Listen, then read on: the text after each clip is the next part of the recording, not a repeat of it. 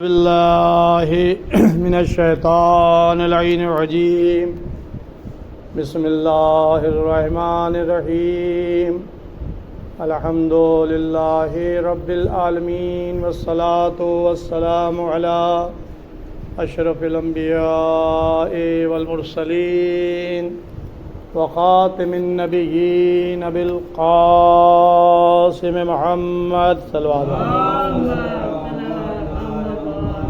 وعلى أهل بيته طيبين الطاهرين المعصومين ولعنة الله على أعدائهم أجمعين أما بعد فقد قال سبحانه تبارك وتعالى في قرآن المجيد والفرقان الحميد وهو أصدق الصادقين وقوله الحق بسم اللہ الرحمن الرحیم اليوم اکملت لکم دینکم واتممت علیکم نعمتی ورضیت لکم الاسلام دینا صلوات محمد۔ عزیزوں، یہ ملکہ آفاق صاحبہ لکھنؤ کی سرزمین پر جو سامرہ کی شبیہ ہے، جہاں دو معصوموں کی تربت روضے کی شبیہ بنی ہوئی ہے، ایک امام علی نقی علیہ السلام اور ایک امام حسن عسکری علیہ السلام، اور تیسرے مقام غیبت سرداب جو اصل عراق کی سرزمین پر سامرہ میں موجود ہے۔ خداوند عالم جزائے خیر دے ان حضرات کو جنہوں نے لکھنؤ کی سرزمین پر یہ مقدس بارگاہوں کی شبیہ بنا دی، جو مومنین کی زیارت کا مرکز ہے۔ جو نہیں جا سکتے یا ایک دفعہ چلے گئے بار بار نہیں جا سکتے، وہ یہاں پر کم سے کم ان شبیہوں کو دیکھ کر اصل کی یاد کو تازہ کر لیتے ہیں۔ جو نہیں گئے ہیں وہ یہاں کی شبیہوں کو دیکھ کر مولا سے دعا کرتے ہیں کہ مولا اپنی بارگاہ میں حاضری کا موقع دیں، اور جو ہو یہاں ہیں وہ وہاں کی زیارت کو پیش نظر رکھتے ہوئے یہاں مولا کی بارگاہ میں دعا گو ہوتے ہیں۔ اللہ اس کو بھی قبول کرتا ہے اور ان شبیہوں کی زیارت کو بھی قبول کرتا ہے۔ یہ شبیہ عبث نہیں ہے، کھیل تماشا نہیں ہے، بلکہ اصل کی شبیہ ہے، اور اصل کی شبیہ کا احترام بھی لازمی ہے۔ مجھے اس موضوع پر تقریر نہیں کرنا ہے، میرا موضوع ہے مولا علی علیہ السلام کی خلافت اور امامت بلا فصل۔ میں نے 18 اور 19 کی مجلس میں آپ کے سامنے اجمالاً عرض کیا، اور آج بھی تفصیل کا موقع نہیں ہے اس مختصر سی مجلس میں ان تمام تفصیلات کو بیان نہیں کیا جا سکتا۔ صاحبان فہم اور صاحبان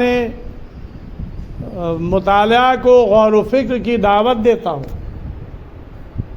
کہ جس نہج کو میں نے آپ کے سامنے بیان کیا، اس نہج پر جا کر تفصیلات کو دیکھیں تو آپ پر یہ واضح ہو جائے گا کہ پیغمبر اسلام دنیا سے نہیں گئے جب تک کہ اپنے بعد اپنا جانشین، اپنا قائم مقام، اپنا خلیفہ اور اپنے بعد امام نہ بنا لیا۔ کل کی مجلس میں میں نے آپ کے سامنے دعوت ذی العشیرہ کا واقعہ بیان کیا۔ آپ اس واقعے کی تفصیلات میں جائیں، اس واقعے کی تحقیق کریں، علماء اہل سنت اپنے مسلک کی کتابوں میں دیکھیں۔ شیعہ تو بہرحال مطمئن ہیں، ان کو کسی شک و شبے کی گنجائش نہیں ہے۔ یہ اپوزیشن پارٹی جو ہے وہ گریز کرتی ہے،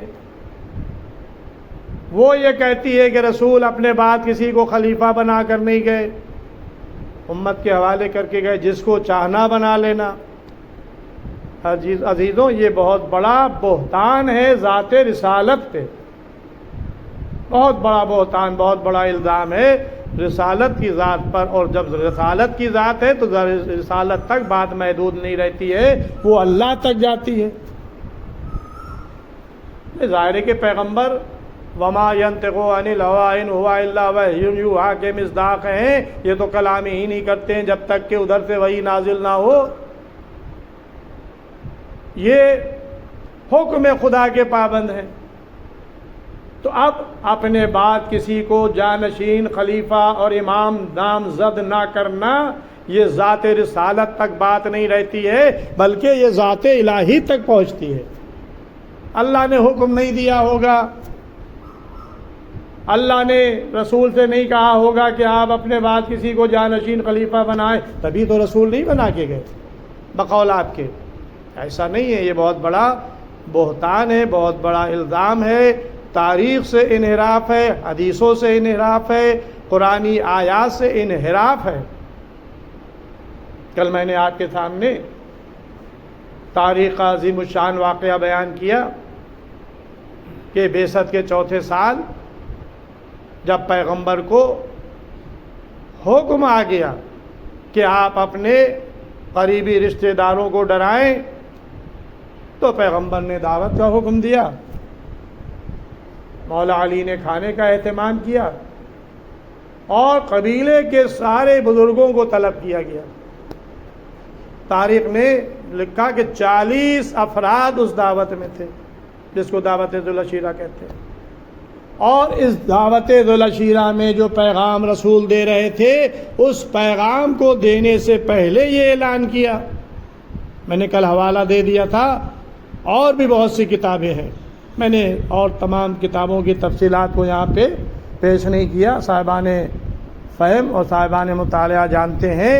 میں نے صرف 2 کتابوں کے حوالے دیے، تاریخ ابو الفدا اور تاریخ طبری، اور مسلمانوں کی یہ مشہور کتابیں ہیں، اہل سنت اس کو مانتے ہیں۔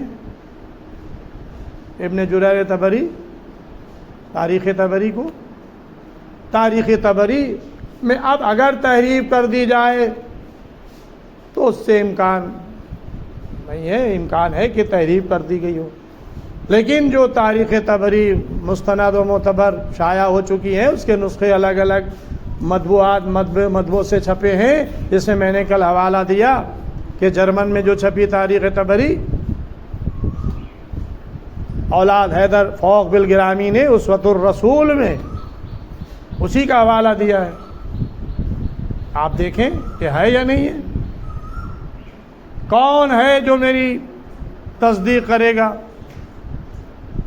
اللہ کی وحدانیت، میری رسالت کی گواہی دے گا، اور جو گواہی دے گا وہ میرے بعد میرا وصی ہے، جانشین ہے، میرا بھائی ہے، میرا وزیر۔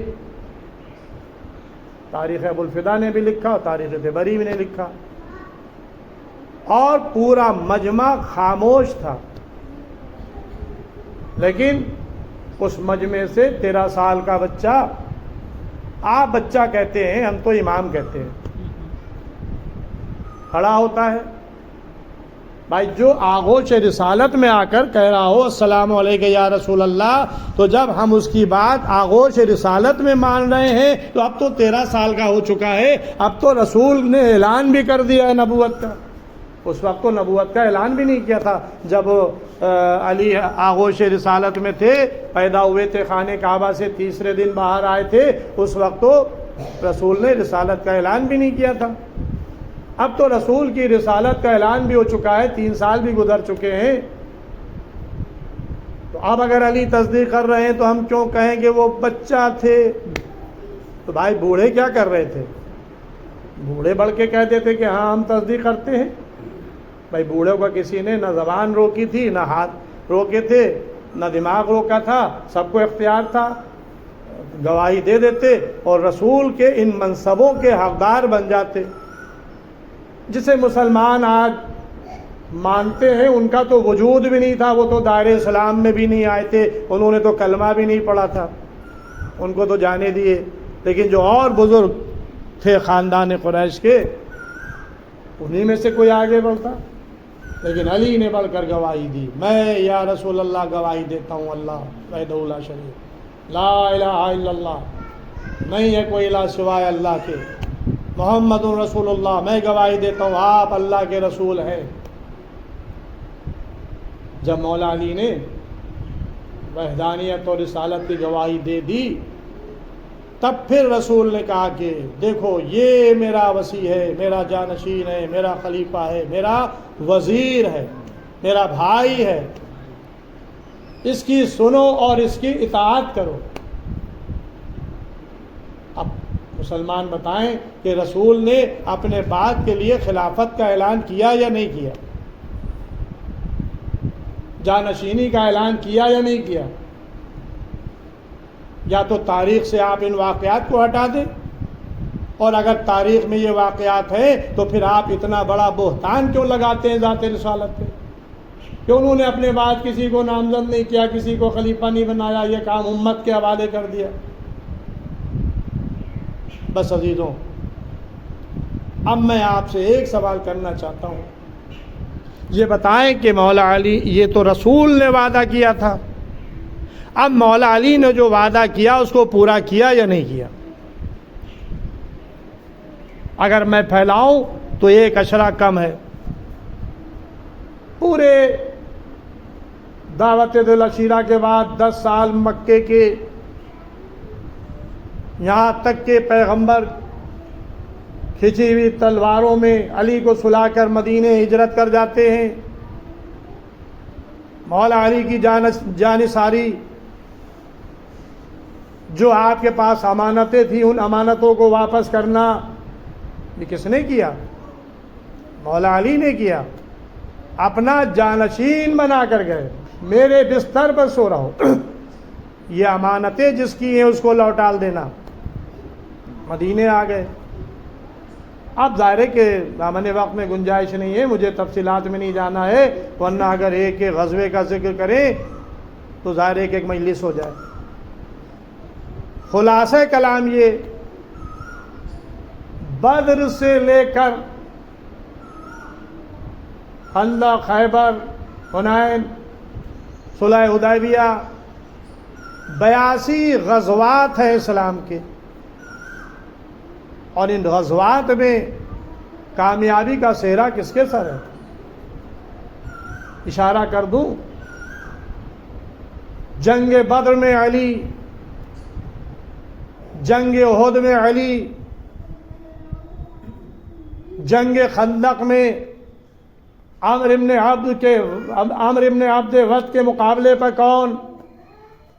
وہاں بھی رسول کہہ رہے تھے، وہ للکار رہا تھا، اور رسول کہہ رہے تھے کون ہے من ھذا الکلب جو اس کتے کے مقابلے پر جائے؟ مجمع میں سناٹا، تاریخ لکھتی ہے ایسا لگتا تھا جیسے لوگوں کے سروں پر طائر بیٹھے ہوئے ہیں۔ علی کھڑے ہوئے، یا رسول اللہ میں اس کے مقابلے پہ جاؤں گا، بیٹھال دیا۔ 3 دفعہ علی کھڑے ہوئے اور 3 دفعہ رسول نے بیٹھالا، تیسری مرتبہ کہا کہ جاؤ۔ برد الایمان کل الی کفر کل، یہ جنگ خندق میں مولا علی کو لقب مل رہا ہے کل ایمان کل کفر کے مقابلے پر جا رہا ہے۔ گئے جنگ کی، عمر کا سر قلم کیا، واپس پلٹے، پھر رسول نے فرمایا کہ ضربت علی یوم الخندق من افضل عبادت الثقلین، علی کی ایک تلوار 2 جہاں کی عبادت سے بھاری۔ یہ کس کے لیے کہا؟ کل ایمان جنگ احد میں علی، 2 جہاں کی عبادت سے ایک ضربت علی کی افضل، کس نے کہا؟ رسول نے۔ وما ينطق عن الهوى ان هو الا وحی یوحى، جو اپنے زبا خواہش نفسانی سے کلام نہیں کرتا جب تک ادھر سے وحی نازل نہ ہو۔ تو اب جو یہ فضائل علی بیان ہو رہے ہیں، یہ بربنائے وحی بیان ہو رہے ہیں۔ بس عزیزوں، یہ مولا کا وعدہ تھا دعوت ذوالعشیرہ میں، جس کو آپ پورا کر رہے تھے۔ جنگ خیبر میں مرحب کے سامنے کون گیا؟ خیبر کا در کس نے اکھاڑا؟ سارے اصحاب تھے، لیکن جاتے تھے واپس آ جاتے تھے۔ لیکن جب رسول نے کہا لو ان رایۃ غدا کل میں علم اسے دوں گا جو رجل مرد ہوگا، کرار ہوگا، غیر فرار ہوگا، اللہ رسول اسے دوست رکھتے ہوں گے، وہ اللہ رسول کو دوست رکھتا ہوگا۔ تو تمام خیبری مسلمان صحابہ چاہتے تھے کہ یہ علم مجھے مل جائے، لیکن رسول نے کہا کہ علی کہاں ہیں؟ مولا علی آئے، خیبر کے میدان میں علم لے کر گئے، دونوں ہاتھوں پر فتح ہوئی۔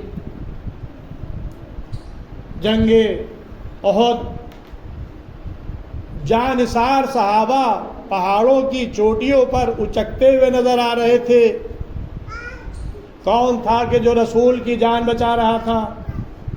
ارے ابلیس نے تو یہاں تک کہ آواز بلند کر دی تھی کہ قد قتل محمد قتل کر دیے گئے۔ تو لوگ یہ سوچ رہے تھے صحابہ کہ اب جا کر کیا کریں جب رسول ہی قتل کر دیے گئے، لیکن علی کیا سوچ رہے تھے کہ اب جی کر کیا کریں جب رسول ہی قتل کر دیے گئے۔ دونوں میں کتنا فرق! صحابہ رسول کے قتل کے بعد پیچھے پلٹ رہے ہیں، اور علی رسول کی قتل کی خبر سن کر خود قتل کی خواہش ہو کر رہے ہیں کہ میں بھی قتل ہو جاؤں، مارا جاؤں۔ اور تاریخ بتاتی ہے کہ جب مولا علی نے خندق میں جنگ احد میں لوگوں کو بھگا دیا اور لوگوں کو فرار پر مجبور کر دیا اور رسول کو گڑھے سے نکالا، دندان مبارک آپ کے شہید ہو گئے تھے، اسی میں جناب حمزہ شہید ہوئے۔ رسول نے ایک سوال کیا، یا علی تم کیوں نہیں چلے گئے؟ تم کیوں نہیں چلے گئے؟ انہیں سارے صحابہ چھوڑ کر بھاگ گئے اور پہاڑ کی چوٹیوں پر ایسے کود رہے تھے جیسے پہاڑی بکریاں کودتی ہیں۔ یہ صحابہ کے جملے تاریخ میں ہیں۔ تو مولا علی نے ایک جملہ کہا کہ میں ایمان کے بعد کفر اختیار کر لیتا، یعنی بتا دیا میدان کو چھوڑ کر بھاگنا یہ ایمان کے بعد کفر اختیار کر لینا ہے۔ امیر المومنین میدان کو چھوڑ کر فرار نہیں اختیار کر سکتے تھے، یہ امیر المومنین ہیں۔ ایمان کا تقاضا یہ نہیں ہے کہ رسول پکارتے رہیں اور مسلمان بھاگتے رہیں۔ بس عزیزوں، اب رسول علی نے اپنا وعدہ تو پورا کر دیا، اب مسئلہ آتا ہے ذات رسالت پہ۔ آخری حج کے موقع پر قرآن کی آیت نازل ہو چکی ہے، فَإِذَا فَرَغْتَ فَانصَبْ إِلَيْكَ فَارْغَب۔ اے رسول جب آپ فارغ ہو جائیں فریض حج سے، فَانصَبْ پس آپ نظم کر دیں اور اللہ کی طرف راغب ہو جائیں۔ اسی لیے اس کو حجۃ الوداع کہا جاتا ہے کہ رسول کی زندگی کا آخری حج، فریض حج کو ادا کر لیا، مدینے واپس پلٹ رہے ہیں۔ تاریخ لکھتی ہے غدیر خم کے مقام تک پہنچے تھے کہ جبرائیل امین سورہ مائدہ کی 67ویں آیت لے کر نازل ہوئی، یا ایھا رسول بلغ، اے رسول تبلیغ کر دیجیے، پہنچا دیے اس پیغام کو، ما انزل الیک من ربک، جو آپ کے رب کی طرف سے آپ پر نازل کیا جا چکا ہے، وَإِن لَّمْ تَفْعَلْ فَمَا بَلَّغْتَ رِسَالَتَهُ، اگر آپ نے یہ پیغام نہ پہنچایا تو گویا کار رسالت ہی انجام نہیں دیا۔ وَاللَّهُ يَعْصِمُكَ مِنَ النَّاسِ إِنَّ اللَّهَ لَا يَهْدِي الْقَوْمَ الْكَافِرِينَ، اللہ آپ کو لوگوں کے شر سے محفوظ رکھے گا، گروہ کافرین کو منزل مقصود تک نہیں پہنچنے دے گا۔ بس عزیزوں، یہ پیغام الہی آ رہا ہے، تاکیدی حکم آ رہا ہے۔ اس کے بعد پیغمبر نے مجمع کو روکا، جو آگے بڑھ گئے تھے ان کو واپس بلایا، جو پیچھے رہ گئے تھے ان کا انتظار کیا۔ حی علی خیر العمل کی آواز بلند ہوئی، پالان شدر کا ممبر بنا، پیغمبر ممبر پر تشریف لے گئے، فصیح و بلیغ خطبہ ارشاد فرمایا۔ خطبہ غدیر موجود ہے، صاحبان فہم اس کا مطالعہ کر لیں۔ اقرار لیا کہ میں تمہارے نفسوں پر اولا ہوں، قالوا بلا، سب نے کہا بے شک۔ تب پیغمبر نے مولا علی کے دونوں ہاتھوں کو بلند پکڑ کے بلند کیا، فرمایا من کنت مولا ہو فہذا علی مولا، جس کا میں مولا ہوں اس کے یہ علی مولا ہے۔ صلوات محمد اللہم والی من والہ وعاد من عادہ وانصر من نصرہ واخذل من خذلہ۔ پروردگار اسے دوست رکھنا جو علی کو دوست رکھے، اسے دشمن رکھنا جو علی کو دشمن رکھے، تو اس کی نصرت و مدد کرنا جو علی کی نصرت و مدد کرے، تو اسے چھوڑ دینا جو علی کو چھوڑ دے۔ یہ پیغمبر کی دعا غدیر خم کے میدان میں۔ جب یہ اعلان ولایت ہو چکا تب جبرائیل امین آتے، الیوم اکملت لکم دینکم، آج کے دن ہم نے آپ کے لیے دین کو مکمل کر دیا، واتممت علیکم نعمتی، اپنی خاص نعمت تمام کر دی، ورضیت لکم الاسلام دینا، اور ہم نے دین اسلام کو آپ کے لیے پسند فرمایا۔ بس عزیزوں، اس سے زیادہ مجھے عرض نہیں کرنا ہے، ظاہر ہے کہ یہ موضوع کشنا ہے، بہت تفصیل کی ضرورت ہے۔ اس مختصر سی مجلس میں اتنا ہی پیغام مجھے دینا تھا جو میں نے آپ تک پہنچا دیا۔ میرا جملہ یہ ہے کہ مولا علی بلا فصل خلیفہ ہیں اور امام ہیں۔ یہ بلا فصل کیا ہوتا ہے؟ جہاں پر کوئی فاصلہ نہ ہو۔ مسلمان پیغمبر پر الزام لگا کر پہلے دوسرے تیسرے کو مانتے ہیں، پھر چوتھا علی کو مانتے ہیں۔ ہم کہتے ہیں نہیں، مولا علی کی ولایت اور امامت اور خلافت کا اعلان پیغمبر نے شروع سے کیا اور تجدید اعلان غدیر میں کیا، جس پر تکمیل دین کی سند آئی۔ یہ من کنت مولاہ فہذا علی المولا کا جملہ جو ہے وہ اس بات کی عکاسی کر رہا ہے۔ فا جو ہے یہ فوراً کے معنوں میں آتا ہے، بلا فصل۔ من کنت مولاہ فہذا علی المولا، جس کا میں مولا ہوں، بلا فصل علی اس کے مولا ہیں، کوئی فاصلہ بیچ میں نہیں ہے۔ بلا فصل علی مولا ہیں، علی اولا ہیں، علی حاکم ہیں، علی ولی ہیں، علی خلیفہ ہیں، علی حجت خدا ہیں۔ اور ظاہر ہے کہ دامن وقت میں گنجائش نہیں ہے۔ حارث نعمانی فہری جب مدینے میں آیا ہے تو اس نے یہی تو کہا تھا، یا رسول اللہ آپ نے نماز کا حکم دیا، روزے کا، حج کا، میں سب بجا لایا، اب آپ نے اپنے بعد اپنے بھائی علی کو ہم پر حاکم بنا دیا ہے۔ یہ محبت اور بھائی کا مسئلہ نہیں تھا، حاکم بنا دیا ہے۔ اگر یہ اللہ کی طرف سے ہے تو میں اس سے دعا کرتا ہوں وہ مجھ پر عذاب نازل کرے، اگر آپ نے کیا ہے تو میں نہیں مانوں گا۔ تو کیا ہوا؟ سورہ سائلہ سائلون آپ پڑھ لیں، سورہ المعارج، سائلہ سائلون بعذاب واقع، سائل کرنے والے نے سوال کیا اور وہ واقع ہو گیا۔ حارث عذاب الہی کا شکار ہو گیا۔ بس بتا دیا قدرت نے، دیکھو علی کی ولایت، علی کی حاکمیت اللہ کی طرف سے ہے، جو رسول نے اپنی زندگی میں پہنچا دی۔ علی کو اپنے بعد اپنا حاکم بنا دیا، نامزد کر دیا، خلیفہ بنا دیا، امام بنا دیا، جانشین بنا دیا۔ وزیر علی تھے، بھائی علی تھے۔ ہاں عزیزوں، لیکن امت نے کیا کیا؟ امت نے اسے پس پشت ڈال دیا۔ رسول کا جنازہ بھی پڑا رہا اور امت خلافت کے چکر میں پڑ گئی۔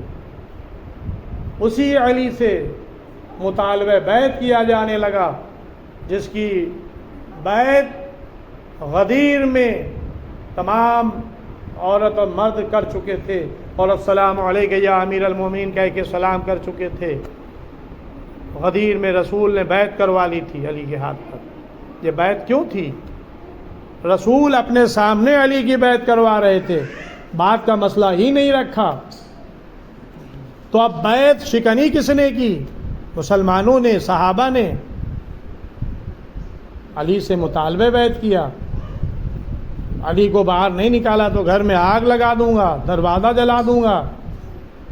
اور صرف کہا نہیں، آگ لگائی گئی، دروازہ جلایا گیا، معصومہ کی پسلیاں شکستہ ہوئیں، محسن کی شہادت ہوئی، علی کے گلے میں رسن بڑھی۔ علی صبر کر رہے تھے۔ امامت کا خاصہ کیا ہے؟ لما صبروا۔ رسول کے بعد 25 سال علی گوشہ نشین رہے، پھر مسلمان دروازے پر آئے۔ 5 سال کی دور حکومت، لیکن اس میں بھی جنگ جمل، جنگ صفین اور جنگ نہروان۔ جنگ نہروان کے بعد خوارج نے پلاننگ کی کہ ہم حاکم شام کو بھی قتل کر دیں گے اور علی کو بھی قتل کر دیں گے۔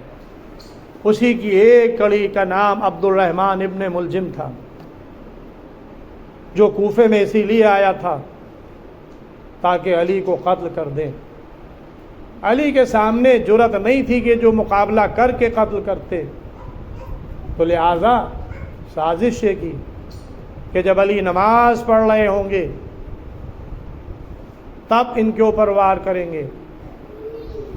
تلوار کو زہر سے بجھایا اور بجھی ہوئی زہر سے بجھی ہوئی تلوار لے کر ابن ملجم مسجد آیا۔ 19ویں رمضان کی صبح تھی کہ جب حالت نماز میں سجدے کی حالت میں علی کے سر پہ وار کیا، مسجد کی قندیلیں آپس میں ٹکرائیں، جبرائیل کی آواز بلند ہوئی، لتحدمت واللہ ارکان الہدا قد قتل امیر المومنین، خدا کی قسم ارکان ہدایت منہدم ہو گئے، امیر المومنین قتل کر دیے گئے۔ ہاں عزیزوں، کل اور پرسوں کی مجلس میں عرض کر چکا، چاہنے والے مولا علی کو گلیم میں لٹا کر لے کر آئے، لیکن جسم میں زہر پھیلتا رہا۔ ہاں عزیزوں، آج 20 رمضان مبارک ہے، آج کی رات جو آ رہی ہے یہ شب وصیت ہے۔ مولا علی نے آج کی شب مختلف وصیتیں کی ہیں، نہج البلاغہ میں وہ وصیتیں موجود ہیں۔ بظاہر امام حسن علیہ السلام سے وصیت ہے، لیکن یہ وصیت نامہ چاہنے والوں کے لیے قیامت تک کے لیے وصیت نامہ ہے۔ آپ اس وصیت نامے کو پڑھیں اور اس کے مطابق عمل کریں۔ بس عزیزوں، آخری کلام میں عرض کرنا چاہتا ہوں، لوگ کہتے ہیں کہ مولا علی نے اپنا جانشین نہیں بنایا۔ بھائی، جس طرح سے رسول نے علی کی خلافت اور امامت کو نصب کیا، اسی طرح سے علی نے اپنی بعد اپنے بیٹے حسن علیہ السلام کی خلافت اور امامت کو نصب کیا، کنبے کو جمع کیا، تمام کنبے کو امام حسن علیہ السلام کے حوالے کیا، کہا کہ میرے بعد حسن تمہارے امام ہیں۔ وصیتیں کی، بیٹا حسن تمہیں مجھے غسل دینا، کفن پہنانا، میرا جنازہ اٹھانا، لیکن آگے سے کاندھا نہ دینا، پیچھے سے جنازے کو کاندھا دینا، آگے سے جنازہ خود بلند ہوگا۔ جب پوچھا گیا کہ یہ آگے سے جنازہ خود سے کیسے بلند تھا، تو معصوم نے بتایا کہ آگے جبرائیل اور میکائیل مولا علی کے تابوت کو کاندھا دیے ہوئے تھے۔ کہا تھا کہ جب یہ تابوت چلتے چلتے جہاں پر رکے وہیں پر میرا تابوت رکھ دینا، مٹی ہٹانا، وہاں قبر تیار ملے گی، یہ قبر میرے بھائی نو نے بنائی ہے، مجھے اسی قبر میں دفن کر دینا۔